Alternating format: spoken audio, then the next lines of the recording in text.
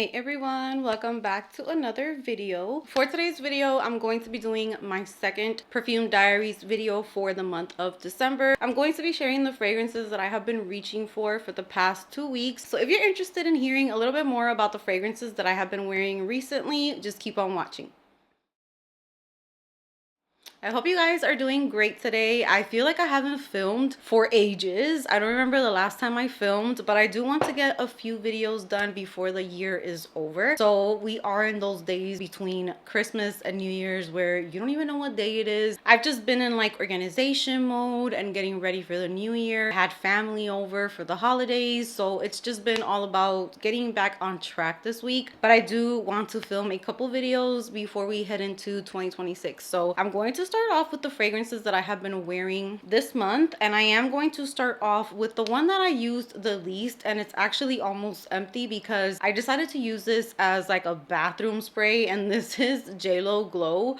I have bought this over and over, trying to fall back in love with it like I used to be when I was in high school, but sometimes there's certain things that just can't come back from the past, I guess. So even though it's a really nice perfume, this is a very soapy, clean perfume. It is definitely floral and it smells like sparkling, but if anything, it just gives me like a white bar of soap vibe, like very clean. Stepped out of the shower, you are sparkly clean. That is what this perfume gives off. It just doesn't do it for me the same way that it used to. So I have just been using it in my bathroom whenever I want to spray the bathroom, and it actually smells really good in there. So there goes that. I also picked up the Giorgio Armani Sea perfume. I think I still haven't even done a haul showing these new perfumes. I just put them on my tray, but I will do that for you guys. But I did pick Sea up this for a date night or for a night out during winter time, which is actually nice and cold here on some nights. Would be really sexy. Giorgio Armani Sea for me has always reminded me of like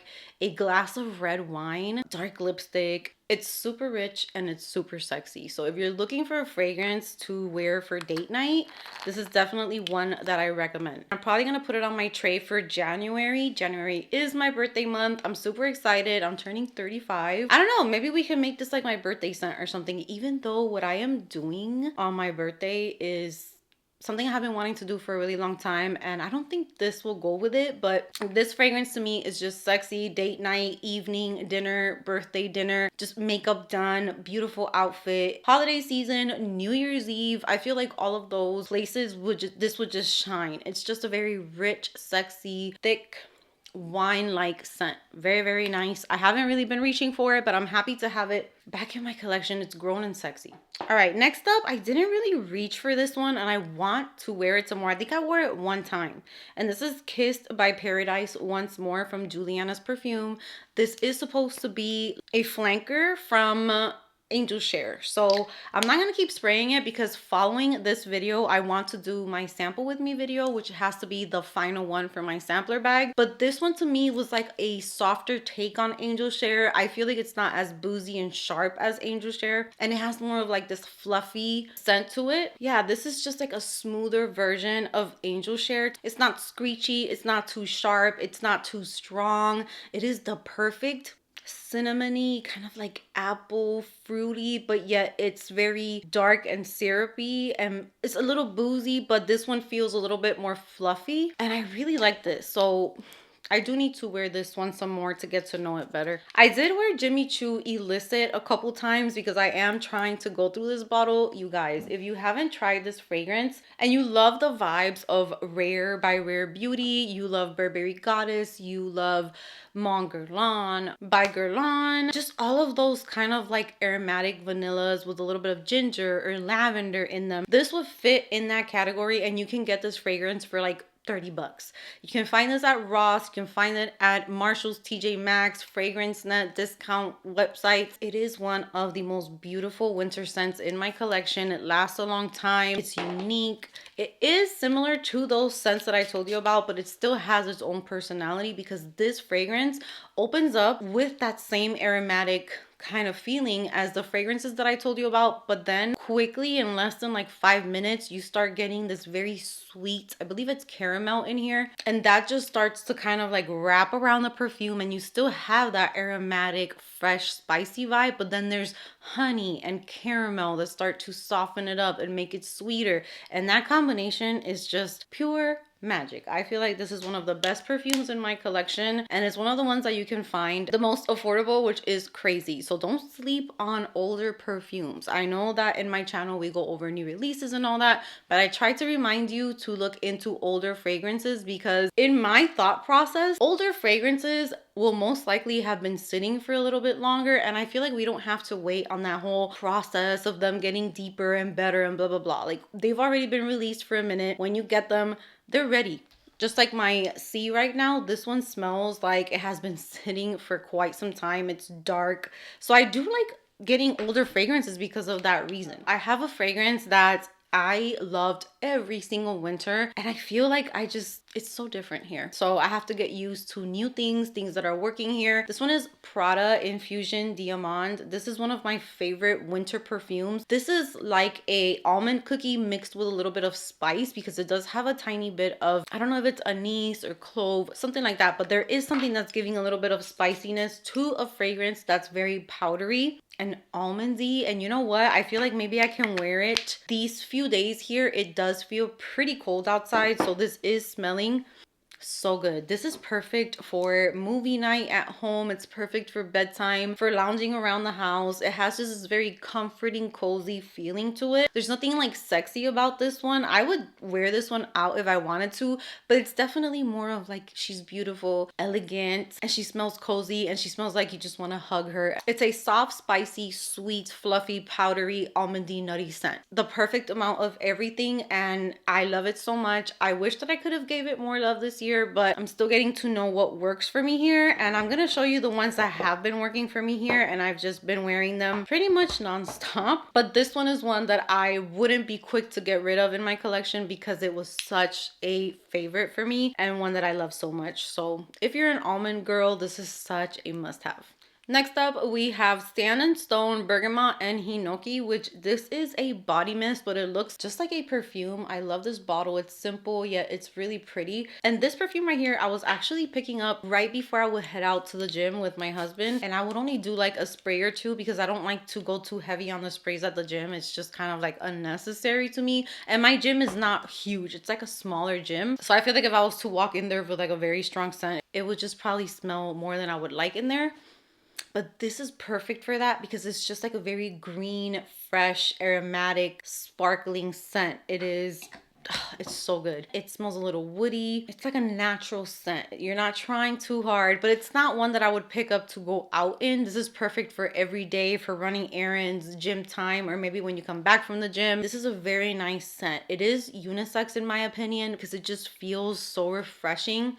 It's kind of like a mood booster in my opinion. Like if you want something to pick you up throughout the day, it's just like a very natural, fresh smelling perfume with green touches in there, and it's sparkling and citrusy, and it is just really nice. Love this one. I'm loving it a lot. Longevity is not really amazing. It is a mist, but I wouldn't complain about it either. Now, I also had this one on the tray. Didn't really reach for it a whole lot, but I did wear it a couple times as well. And this one is the last one that I have left from this set, because I already went through the other two. This is Dead Cool Mochi Milk, or Mochi Milk. And this one's probably the sweetest one out of the three that came in my set.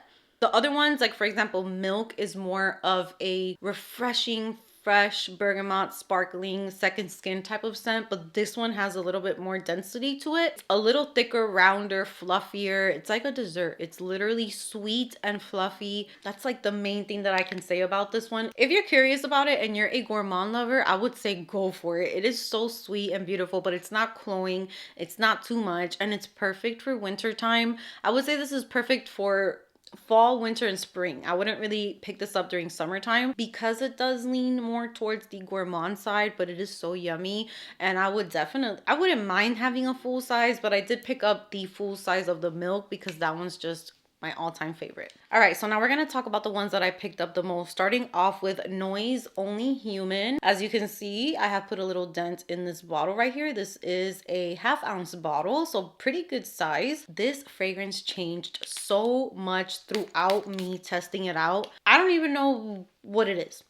So different. So when I first got this, I described it as like a kind of like sparkling nature, kind of like, I just thought of like not a pond but clean water for some reason. I know that sounds so weird, but that's just what I thought of. Lilies, watery florals, refreshing. And then now it has completely changed, and this is probably the closest to Ariana Grande Mod Vanilla but without plum. So right now I'm liking it, but I will say that I did enjoy it when I first got it before it changed so much. It's definitely gotten thicker, and it definitely has pretty much set into what it's gonna be. So it's a very cloud-like scent that smells like Mod Vanilla from Ariana Grande, which if you haven't smelled that, it's a vanilla scent. It's vanilla, it's light, it's fluffy, it's airy. You can definitely smell this fragrance, and my husband, he liked it the first few times, so I think that he also noticed the change, because the first time that I put this perfume, I got compliments from him, and then the last few times he was like, what perfume is that? And he was just like,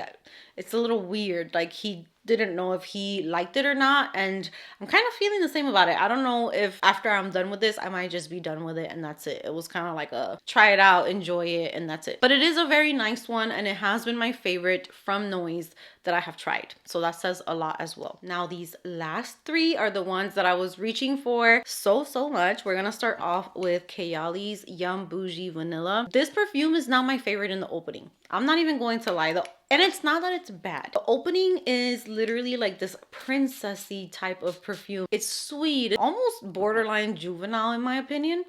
Super sweet and girly. So when I first put it on, sometimes like the other day I put it on and I was just like, ooh, this is kind of cloying and sweet and super fluffy and sugary.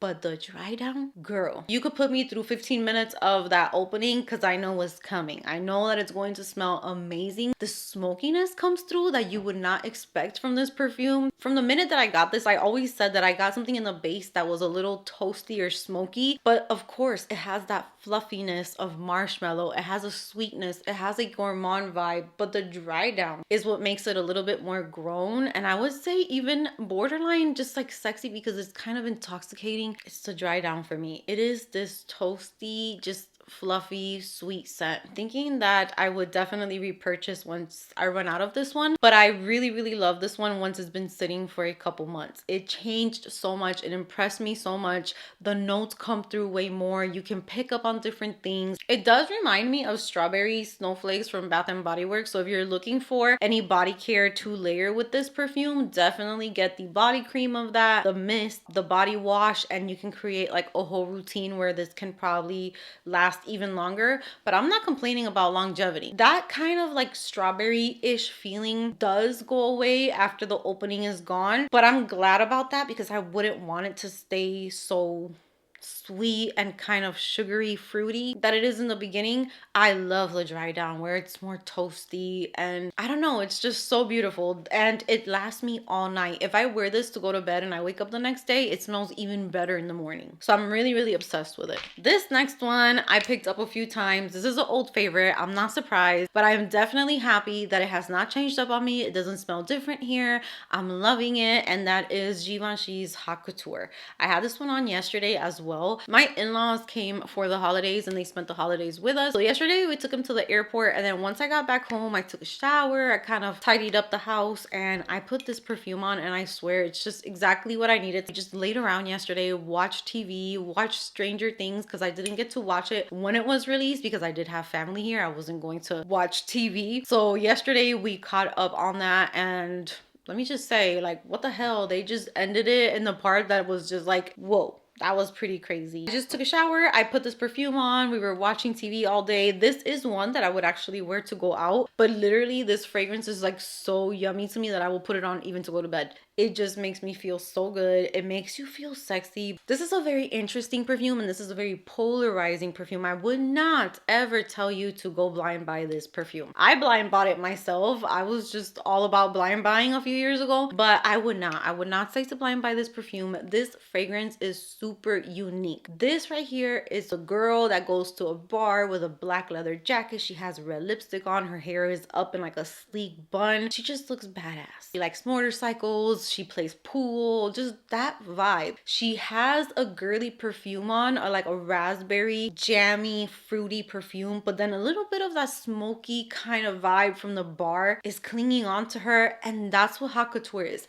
There's this smoky touch behind it. I know some people say that it smells like cigarettes. It definitely doesn't make me think of cigarettes because I wouldn't want to smell like cigarettes. It's just a little smoky with like raspberry, I believe is the main fruit in here.